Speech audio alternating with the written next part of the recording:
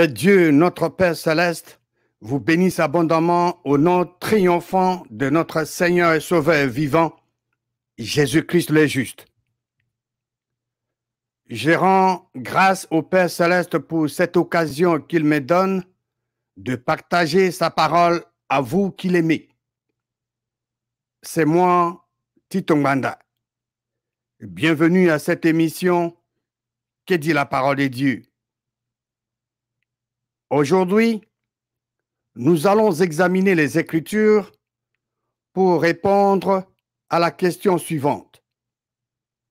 Quel est le seul et unique chemin qui mène à Dieu le Créateur? Quel est le seul et unique chemin qui mène à Dieu le Créateur? Nous irons dans la parole de Dieu pour trouver la réponse à cette question. Et cette question est vitale, importante, qui mérite d'avoir des réponses solides venant de la parole de Dieu. Avez-vous déjà entendu l'expression qui dit que tous les chemins mènent à Rome? C'est ce qui est dit dans le monde séculier. Cette expression est connue de beaucoup de gens. Mais je voudrais vous dire que dans ce monde, le monde dans lequel nous vivons, il n'y a qu'un seul chemin, une seule route, une seule et unique voie qui mène à Dieu, le Créateur. Je voudrais que nous prenions nos Bibles et que nous allions dans l'évangile de Jean, chapitre 14. Jean, chapitre 14, et nous allons lire le verset 5 et 6. Jean 14, verset 5. Le contexte ici, Jésus-Christ parle du chemin et que un de ses disciples, un de ses proches collaborateurs, de gens qui le suivaient, appelé Thomas. Thomas lui pose une question. Thomas voulait avoir des précisions sur ce que Jésus-Christ avait dit. Et Thomas lui pose la question. Au verset 5, il est dit, Thomas lui dit, Thomas s'adresse au Seigneur Jésus-Christ. Voici la question de Thomas. Seigneur, nous ne savons où tu vas. Comment pouvons-nous en savoir le chemin? C'était là la question de Thomas. Thomas voulait connaître le chemin. Thomas a dit à Jésus-Christ, Seigneur, comment pouvons-nous en savoir le chemin? Jésus-Christ va répondre à la question de Thomas. Il était le maître. Les disciples lui ont posé la question. Il va répondre à cette question. C'est un enseignant. Jésus lui dit. Jésus s'adresse à Thomas. Jésus-Christ répond à la question de Thomas. Jésus lui dit, je suis le chemin, la vérité et la vie. Nul ne vient au Père que par moi. Jésus-Christ dit à Thomas, je suis le chemin, la vérité et la vie. Jésus-Christ est le chemin. Il est la vérité et la vie. Nul ne vient au Père que par lui. Jésus-Christ n'a pas dit « Je suis un des chemins qui mène au Père ». Non, Jésus-Christ n'est pas un des chemins qui mène au Père. Il n'y a pas d'autres alternatives. Il n'y a pas d'autres options. L'unique option, c'est Jésus-Christ. Il n'a pas dit « je suis un des chemins », mais plutôt, il a dit « je suis le chemin, l'unique chemin qui mène au Père ». Cet unique chemin, cette unique route et cette unique voie qui mène au Père céleste, c'est Jésus-Christ. Vous devez savoir que c'est Dieu, le Créateur, qui avait envoyé Jésus-Christ sur cette terre. Jésus-Christ n'est pas descendu ici de lui-même. Jésus-Christ n'est pas venu dans le monde de par lui-même. Mais c'est son Père, Dieu le Créateur, qui l'a envoyé sur cette terre.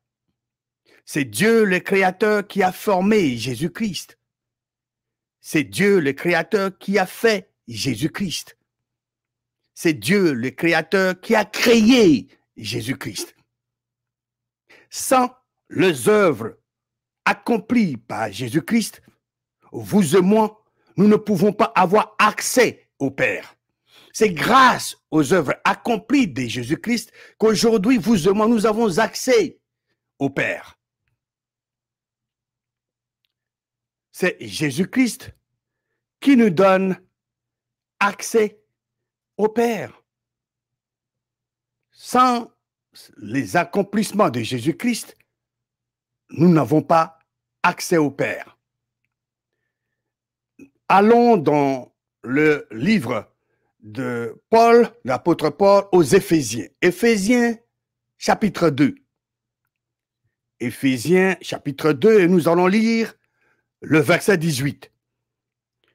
Car par lui ici se réfère à Jésus-Christ, car par Jésus-Christ, nous avons les uns et les autres accès auprès du Père dans un même esprit. C'est par Jésus-Christ que nous avons les uns et les autres accès auprès du Père dans un même esprit. Allons dans 1 Timothée chapitre 2, verset 5. 1 Timothée chapitre 2, verset 5. Il est écrit, car il y a un seul Dieu et aussi un seul médiateur entre Dieu et les hommes, Jésus-Christ homme. La parole de Dieu dit clairement qu'il y a un seul Dieu. Nous parlons de Dieu le Créateur. Le seul Dieu ici se réfère à notre Dieu, Dieu le Créateur. Dieu qui a créé les cieux, la terre, la mer et tout ce qui s'y trouve. Il y a un seul et unique vrai Dieu et aussi un seul médiateur entre Dieu le Créateur et les hommes, Jésus-Christ homme. Jésus-Christ homme est le médiateur entre Dieu et les hommes. Ce verset 5 de 1 Timothée 2 ne dit pas car il y a un seul Dieu et aussi un seul médiateur entre Dieu et les hommes, Jésus-Christ Dieu. Ce n'est pas ce qui est écrit. Comme je l'ai toujours souligné et dit, vous n'avez pas besoin d'un dictionnaire pour comprendre ce que Dieu a dit dans ce verset. C'est vraiment clair. Car il y a un seul Dieu et aussi un seul médiateur entre Dieu et les hommes, Jésus-Christ homme.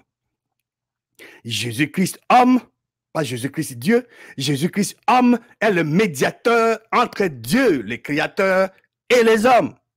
C'est clair, n'est-ce pas? Il n'y a de salut qu'en un seul et unique nom. Ce nom-là, c'est Jésus-Christ. Allons dans le livre des Actes, chapitre 4. Au chapitre 3 du livre des Actes, apôtres Pierre et Jean entraient dans le temple, ils ont guéri quelqu'un. Ils ont administré une guérison. Cela devait apporter la joie dans le cœur des gens, les dirigeants des temples, les pharisiens qui dirigeaient le temple. Mais plutôt ça a suscité beaucoup de polémiques. Et nous allons dans le livre des Actes, parce qu'ils ont été arrêtés et interrogés. Et ils devaient répondre à leurs questions, à leurs préoccupations. Allons dans le livre des Actes, chapitre 4. Commençons la lecture à partir du verset 9. Actes, chapitre 4, verset 9. Puisque nous sommes interrogés aujourd'hui et sur un bienfait accordé. Ici, c'est la réponse des apôtres. à la question de ces pharisiens, ces dirigeants du temple. Je reprends le verset 9. Puisque nous sommes interrogés aujourd'hui sur un bienfait accordé à un homme malade. Le bienfait accordé, c'était la guérison de cet homme. Afin que nous disions comment il a été guéri, verset 10 de Livre des Actes, chapitre 4. Sachez-le tous, et que tout le peuple d'Israël le sache. Les apôtres n'ont pas seulement voulu que les dirigeants du temple soient au courant, qu'ils sachent. Sachez-le tous, non seulement vous, et que tout le peuple d'Israël le sache. Voilà. Que tout le peuple d'Israël puisse être aussi au courant. Qu'ils sachent. C'est par le nom de qui? De quelqu'un d'autre? Non. Par le nom de qui? C'est par le nom de Jésus-Christ de Nazareth que vous avez crucifié et que Dieu a ressuscité des morts. C'est par lui que cet homme se présente en pleine santé devant vous. Il n'y a de salut qu'en un seul et unique nom, Jésus-Christ. Verset 11 du livre des Actes, chapitre 4. Acte 4, verset 11. Jésus est la pierre rejetée par vous qui bâtissez et qui est devenue la principale de l'angle. Verset 12. Acte 4, verset 12. Très important. Suivez attentivement ce que Dieu nous communique dans ce verset 12 du livre des Actes, chapitre 4. C'est vraiment clair. Il n'y a de salut en aucun autre, car il n'y a sous le ciel aucun autre nom qui ait été donné parmi les hommes par lequel nous devions être sauvés.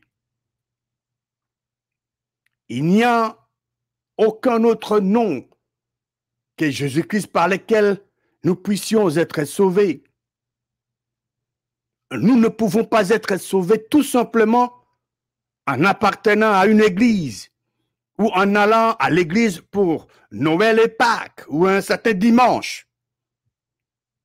Selon la parole de Dieu, nous sommes sauvés en confessant de nos bouches le Seigneur Jésus-Christ et en croyant dans nos cœurs que Dieu a ressuscité Jésus-Christ de mort. De tous les grands chefs religieux, de tous les prophètes, il n'y a qu'un seul qui soit ressuscité des morts, et c'est Jésus-Christ. Voilà la preuve qu'il est le Fils unique de Dieu. Jésus-Christ est l'unique chemin qui mène au seul vrai Dieu. Mon frère, ma soeur, voulez-vous arriver chez Dieu le Créateur qui est le Père Céleste? Voulez-vous connaître par expérience le seul vrai Dieu qui est le Père Céleste? Voulez-vous marcher avec le Dieu vivant et vrai qui est le Père Céleste? Vous devez emprunter le seul et unique chemin, la seule et unique voie, la seule et unique route qui mène au Père Céleste. Le Fils du seul vrai Dieu a dit à Thomas, Jésus-Christ a dit à Thomas, que celui qui est le chemin qui mène au Père. Le seul et unique chemin, la seule et unique voie, la seule et unique route qui mène au Père Céleste, c'est Jésus-Christ. Il n'y a pas un autre chemin. Maintenant, la grande question que nous devons nous poser maintenant est celle de savoir qu'est-ce qu'une personne doit faire pour être sur cet unique chemin, cette unique voie, cette unique route qui mène au Père Céleste. Qu'est-ce que vous devez faire? Voici ce que vous devez faire pour que cet unique chemin, pour que cette unique route pour que cette unique voie puisse vous amener au Père Céleste. Nous allons dans le livre de Romains, chapitre 10, verset 9. Et ce verset 9 de Romains 10 contient deux conditions requises pour être né de nouveau de l'Esprit de Dieu et pour que vous soyez sur cette route qui mène au Père. Deux conditions à remplir, mentionnées dans ce verset 9 de Romains chapitre 10. Lisons Romains 10, verset 9. Si, ces petits mots si, introduit une condition, indique une condition. Si tu, les mots tu, s'adressent à toi personnellement, c'est vraiment individuel, ce n'est pas collectif. Si tu confesses de ta bouche le Seigneur Jésus, ça, c'est la première condition à remplir. C'est toi qui dois confesser de ta bouche le Seigneur Jésus. Tu peux le faire à haute voix ou silencieusement. Si tu confesses de ta bouche le Seigneur Jésus, et cette première condition est tellement facile que un enfant de 3 ans qui commence à parler peut le faire. Vous pouvez même entraîner un oiseau à le faire. Un enfant de 3 ans, tu l'entraînes, il peut répéter « Jésus est le Seigneur ». Est-ce que cet enfant de 3 ans comprend ce qu'il dit? Pas du tout. Tu peux entraîner un perroquet. Tu peux dire « Jésus est le Seigneur, Jésus est mon Seigneur ». Est-ce que le perroquet comprend ce qu'il dit? Non, pas du tout. Mais la deuxième condition est la plus importante. Nous sommes en train d'examiner le seul et unique chemin. La seule et unique voie. La seule et unique route qui mène au Père Céleste. Et cela se réfère ici à ce verset 9 de Romains 10. Voici la seconde condition qui est la plus importante. Et si, toujours une condition, si tu, individuel, c'est personnel, c'est toi qui dois le faire. Et si tu crois, si tu crois dans ton cœur que Dieu a fait quoi? Que Dieu était mort et que Dieu ressuscite? Non, c'est pas ce qui est écrit. Qu'est-ce qu'il est écrit dans ce verset 9 de Romains 10? La deuxième condition. Et si tu crois dans ton cœur que Dieu a ressuscité Jésus-Christ des morts, tu seras sauvé. Le mot cœur dans ce verset se réfère à notre siège de vie personnelle. Quand Dieu regarde le cœur, ce n'est pas le cœur qui nous pompe le sang. Ce n'est pas ça. Ce n'est pas ce cœur-là que Dieu fait allusion ici. C'est le cœur qui est le siège de notre vie personnelle. Si tu crois dans ton cœur que Dieu a ressuscité des morts, tu seras sauvé. Alors, laissez-moi vous poser une question. Si toi, dans ton cœur, tu crois que Dieu était mort et que Dieu s'est ressuscité lui-même, est-ce que vous pouvez être sauvé selon ce verset? Non.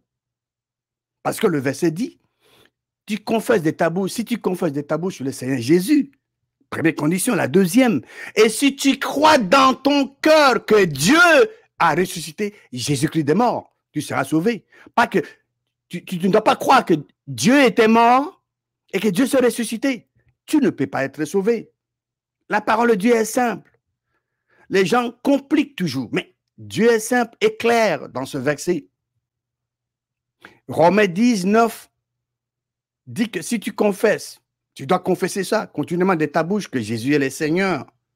Et si tu crois, tu dois continuer à croire dans ton cœur que Dieu a ressuscité Jésus-Christ d'entre les morts. Tu seras rendu intègre. Pour parvenir à la justice de Dieu, vous devez croire dans votre cœur que Dieu a ressuscité Jésus-Christ des morts. Romains 10, verset 10 dit, car c'est en croyant du cœur qu'on parvient à la justice, et c'est en confessant de la bouche qu'on parvient au salut. Romains 10, verset 10 nous dit que c'est en croyant, c'est en croyant continuellement dans le cœur que Dieu a ressuscité le Seigneur Jésus d'entre les morts qu'on parvient à la justice. Et c'est en confessant continuellement de la bouche que Jésus est le Seigneur qu'on parvient à l'intégrité, selon ce que dit l'Écriture. Quiconque croit en lui ne sera point confus. Qu'est-ce que vous devez croire dans votre cœur pour parvenir à la justice? Nous venons de le lire. Vous devez croire continuellement dans votre cœur que Dieu a ressuscité Jésus-Christ de mort. Alors vous serez sauvés. Et Dieu vous donne son don du Saint-Esprit, qui est la vie éternelle. Êtes-vous né de nouveau de l'Esprit de Dieu? Avez-vous confessé de votre bouche le Seigneur Jésus?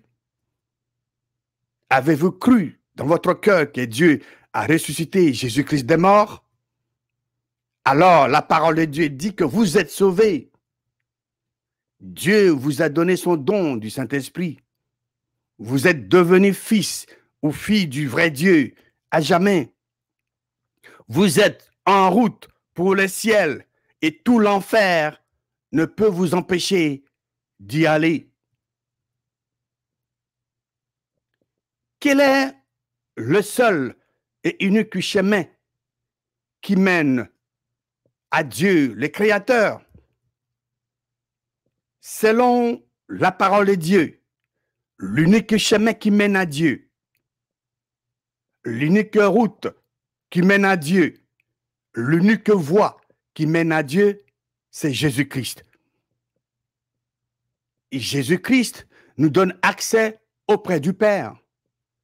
Les accomplissements de Jésus-Christ nous donnent accès auprès du Père. Sans les accomplissements de Jésus-Christ, vous et moi, nous ne pouvons pas avoir accès auprès du Père. Jésus-Christ est la clé passe-partout à l'interprétation de la parole de Dieu de Genèse 1:1 à Apocalypse 21:22. Jésus-Christ est le sujet de la parole de Dieu. C'est Jésus-Christ qui est le passe-partout au cœur de Dieu le Créateur. Jésus-Christ est l'unique chemin. Jésus-Christ est l'unique voie. Jésus-Christ est l'unique route qui mène au seul vrai Dieu, le créateur des cieux et de la terre. Il n'y a pas une autre alternative. Nous avions vu dans la parole de Dieu qu'il n'y a de salut, qu'en un seul et unique nom, Jésus-Christ. De tous les grands chefs religieux, de tous les prophètes, il n'y a qu'un seul qui soit ressuscité des morts et qui est vivant au moment où je vous parle maintenant. C'est qui? C'est Jésus-Christ qui est assis à la droite de Dieu et qui l'intercède pour nous et que Dieu enverra un jour sur cette terre pour qu'il y ait résurrection des morts. Lui-même, Jésus-Christ, ne sait pas quand est-ce que son Père va l'envoyer sur cette terre. Voilà la preuve qu'il est le Fils unique de Dieu, parce que Dieu l'a ressuscité d'entre les morts. Les autres, depuis Adam et Ève qui sont morts, ils sont dans la tombe. Ils attendent le retour de Christ. Voilà la preuve que Jésus-Christ est l'unique chemin, l'unique voie et l'unique route qui mène au Père Céleste. Pour arriver chez le seul vrai Dieu, vous devez suivre le seul et unique chemin appelé Jésus-Christ en devenant fils ou fille du seul vrai Dieu. Et qu'est-ce qu'il faut faire pour être sur cet unique chemin, sur cette unique voie, sur cette unique route qui mène au Père Céleste? Vous devez devenir fils ou fille du seul vrai Dieu. Et pour devenir fils ou fille du seul vrai Dieu, vous devez confesser de votre bouche le Seigneur Jésus. Vous devez croire dans votre cœur que Dieu a ressuscité Jésus-Christ des morts, alors vous serez sauvés. Vous êtes en route pour le ciel et tout l'enfer ne peut vous empêcher d'y aller. C'est en faisant cette volonté de Dieu que nous venions d'examiner dans les Écritures que vous allez arriver chez le Père Céleste. Jésus-Christ est le seul et unique chemin. Jésus-Christ est la seule et unique voie. Et Jésus-Christ est la seule et unique route qui mène au seul vrai Dieu. Prions Dieu, le Créateur. Père Céleste, je te remercie pour ton amour, ta grâce et ta miséricorde envers nous qui sommes tes enfants. Je te remercie, Père Céleste, pour avoir envoyé ton Fils unique, Jésus-Christ, pour nous racheter légalement de main de l'adversaire. Nous sommes devenus ta propriété légale et l'ennemi n'a aucun droit légal sur nous. Je te remercie, Père Céleste, de ce que par ton amour et ta grâce, tu as rendu disponible cet unique chemin qui mène les gens à toi. Cet unique chemin, c'est ton Fils Jésus-Christ que tu as ressuscité des morts et que tu as fait asseoir à ta droite dans le lieu céleste et qui intercède pour nous. Merci, Père Céleste, pour avoir déjà grandement béni toute personne qui écoute cet enseignement de ta parole. Que toute personne qui est malade et qui écoute cet enseignement de ta parole soit complètement guérie et retrouve son intégrité physique en pourvoyant à tous ses besoins à cause du corps rompu de Jésus-Christ. Parce que ton Fils Jésus-Christ a payé le prix de notre rachat par son sang et son corps avait été rompu pour notre guérison. Je te remercie, Père Céleste, pour l'accomplissement de tes promesses dans la vie de tous ceux qui croient et qui écoutent et qui écouteront cet enseignement de ta parole au nom victorieux et puissant de notre Seigneur et Sauveur vivant, Jésus-Christ le juste. Amen. Que Dieu vivant et vrai vous bénisse abondamment au nom merveilleux et triomphant de Jésus-Christ.